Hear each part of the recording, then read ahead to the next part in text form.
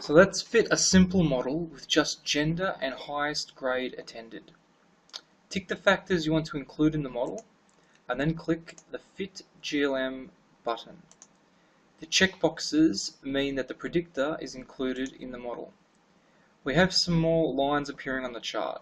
The blue line represents the beta parameters. These are the pure effects of this predictor, taking into account all other predictors that we've selected to be in the model at the same time. Now the blue line, being the pure effect, is our model. The left axis here represents or relates to the blue line, which is the beta value. Everything is shown relative to the base level, which is the one with the most weighted records or the highest sample size. In this case of highest grade attended, 1 through 3 years of college is the base level. So this has a beta of 0. The base level always has a beta of 0.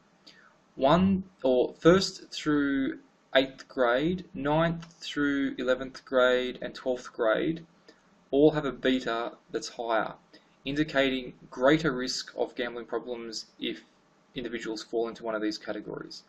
Completing more college or going to technical school, you can see here, reduces the risk of having gambling problems. Now these are pure effects estimated by the model, simultaneously taking into account the other predictor that we allowed into the model, which in this case is only gender. So how do we interpret these figures? What does it mean for predicting someone's gambling problem score?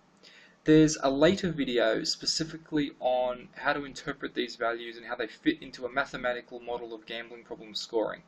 But there's actually a very simple way to interpret these figures now.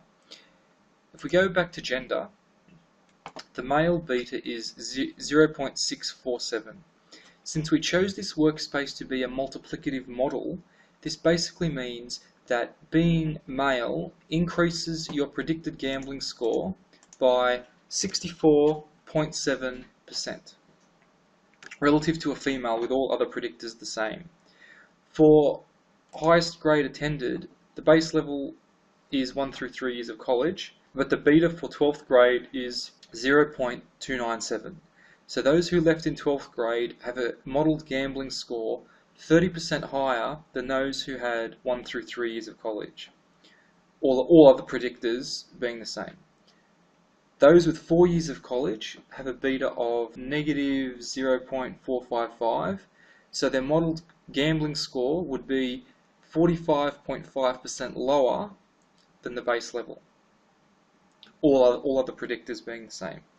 In this way, we can string together each effect like a chain. The gambling score for a male who left in 12th grade goes up 65% for being male, and then goes up again 30% for leaving in the 12th grade. Of course, you need to know what the starting point is, i.e. 65% up from what, but we get to that later. For now, you can eyeball the chart, get a feel for what the model is telling us, and can think about whether what we are seeing accords with our intuition. Does it make sense that having higher levels of education leads to fewer gambling problems, and lower levels of education leads to higher gambling problems? Maybe that's intuitive, maybe it's not.